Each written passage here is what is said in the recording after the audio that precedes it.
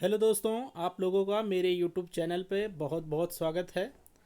और आज मैं एग्रीकल्चर इंजीनियरिंग जो यूपीपीएससी में एई की परीक्षा होने वाली है उसके लिए पार्ट 2 आज डालूंगा, आप लोगों के साथ शेयर करूंगा। पार्ट 1 मैंने अपने चैनल पे अपलोड कर दिया था, उसका लिंक मैं इसके डिस्क्रिप्शन बॉक्स में डाल दूंगा, तो आप पार्ट 1 पार्ट 2 दोनों एक साथ वॉच कर सकते हैं।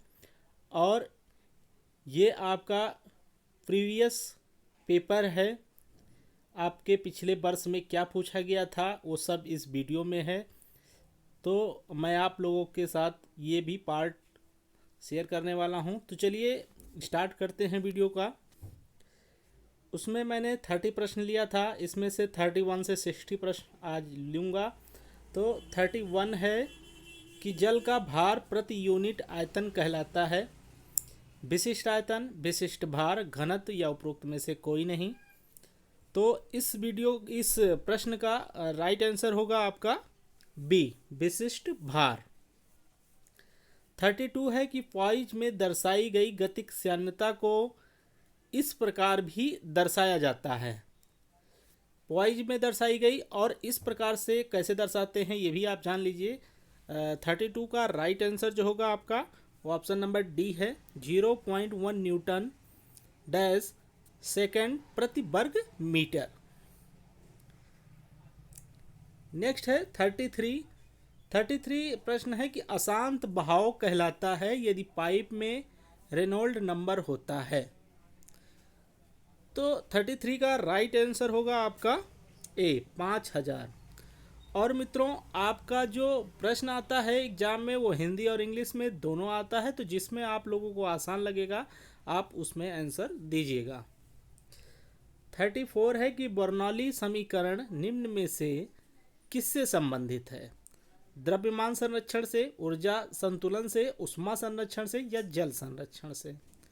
तो 34 का राइट आंसर होगा ऑप्शन बी, ऊर्जा संतुलन से। 35 प्रश्न है कि द्रव प्रवाह में उत्प्लावन बल तथा श्यानता बलों के अनुपात को किस नाम से जाना जाता है? 35 का राइट आंसर क्या होगा? ऑप्शन बी, ग्राफ्स ऑफ संख्या से। 36 है कि घर्षण कारक निम्न में से किस प्रवाह के लिए महत्वपूर्ण मापदंड है?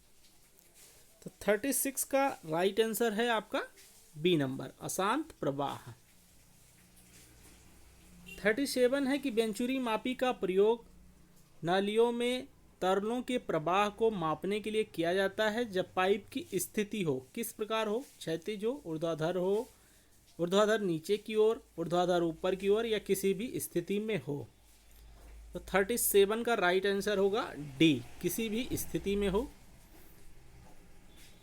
इसके बाद आपका फिर इंग्लिश में दिया है तो हम चलते हैं हिंदी में। 38 का प्रश्न है कि खुली नाली में प्रवाह की स्थिति में जलीय कूदान तभी बनता है जबकि फ्राउड संख्या का मान होता है, कितना होता है? 1 के बराबर, 1 से अधिक, 1 से कम और उपरोक्त में से कोई नहीं। तो 38 का राइट आंसर होगा आपका बी नंबर, 1 से अधिक हो।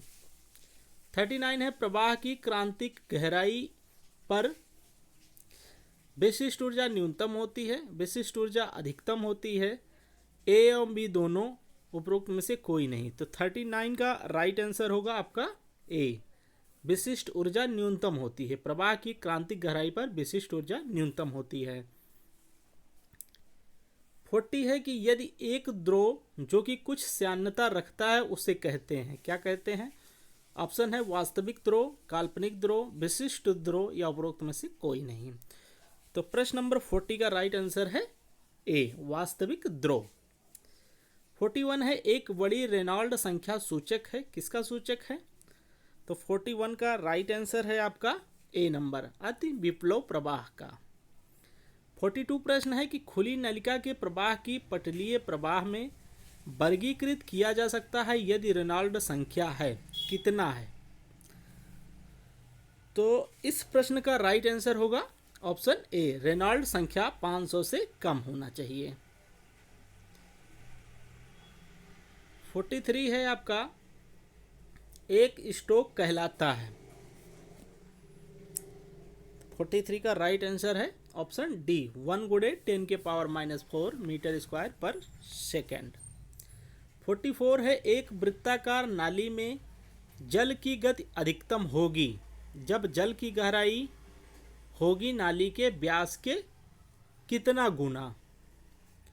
तो 44 का राइट आंसर है बी, 0.81 गुना।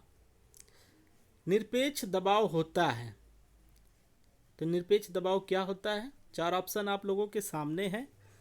तो निरपेक्ष दबाव होता है आपका वायु दबाव प्लस गेज दबाव। चलिए 46 है कि विशिष्ट घनत्व वाले द्रव में h मीटर गहराई पर लगने वाला दाब होगा जहां द्रव का विशिष्ट भार कितना होगा? तो h होगा। विशिष्ट घनत्व वाले द्रव में h मीटर गहराई पर लगने वाला दाब होगा जहां h द्रव का विशिष्ट भार है। ओके। 47 है कि विशिष्ट गुरुत्व की विमा कितनी होती है? तो विशिष्ट गुरुत्व की विमा कितनी होती है आप लोग बताइए।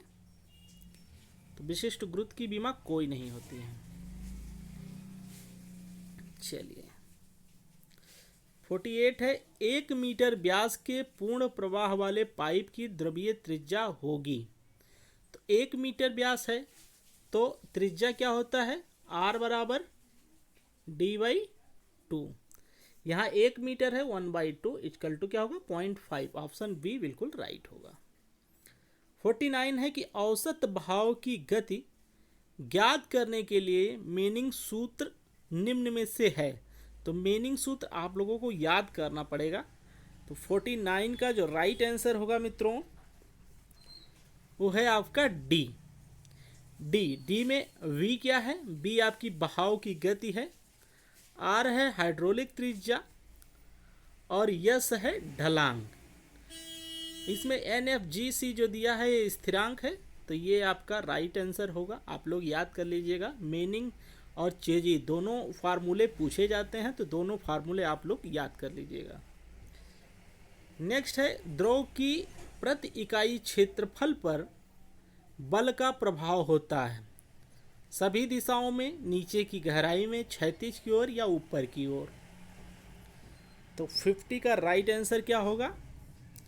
इसका होगा ऑप्शन ए, सभी दिशाओं में।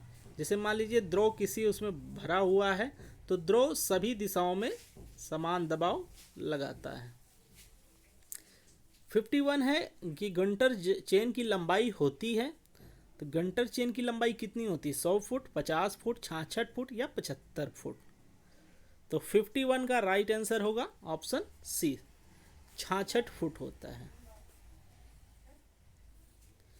नेक्स्ट है, एक मीट्रिक चेन की लंबाई होती है 1 मीटर, 20 मीटर, 50 मीटर या 100 मीटर। तो 52 का राइट आंसर होगा ऑप्शन बी, 20 मीटर। ये सब याद करने वाला चीज़ है, ये सब दिमाग लगाइए नहीं, ज़्यादा याद कर लीजिए। किसी एक दिन के सर्वेक्षण के अंत में निर्धारित किए गए तल चिन्ह बेंचमार्क को कहते हैं। अस्थायी तल चिन्ह, स्वैच्छिक तल चिन्ह, अस्थायी तल चिन्ह, उपरोक्त में से कोई नहीं। तो 53 का राइट आंसर होगा ऑप्शन सी, अस्थायी तल चिन्ह। 54 है, वह काल्पनिक रेखा जो पृथ्वी के भौगोलिक उत्तर व दक्षिण को मिलाती है कहलाती है। क्या कहलाती है? भौगोलिक यामोत्तर, चुंबकीय यामोत्तर, स्वैच्छिक यामोत्तर, उपरोक्त सभी। तो 54 का राइट आंसर होगा आपका ए, भौगोलिक यामोत्तर। 55 है, रेखा AB का दिक्मान 40 डिग्री 26 मिनट 10 सेकेंड है।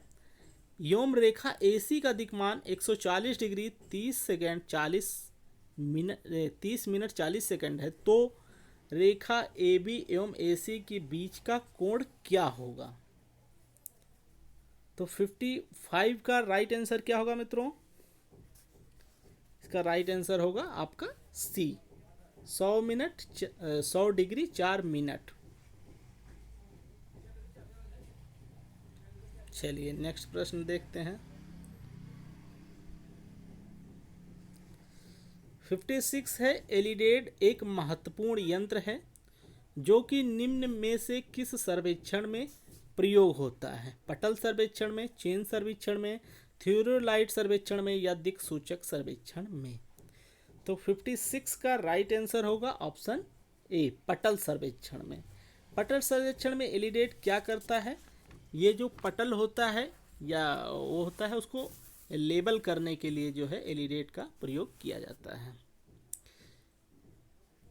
नेक्स्ट है 57, उपकरण जो कि अनियमित सीमाओं वाले चित्र का क्षेत्रफल माप के लिए प्रयोग किया जाता है, उसको क्या बोलते हैं? एनीमोमीटर, प्लानीमीटर, रॉलिंग मीटर या उपरोक्त सभी?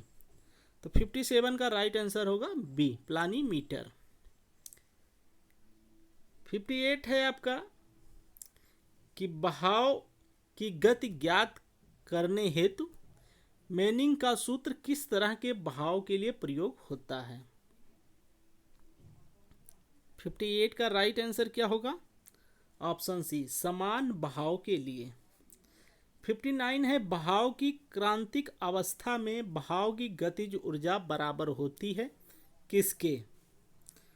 तो 59 का राइट आंसर है आपका बी, उसकी स्थितिज ऊर्जा का आधा। और इस वीडियो का लास्ट प्रश्न है 60 नंबर की सामान्य कंक्रीट की तराई प्रक्रिया कितनी अवधि तक चलनी चाहिए?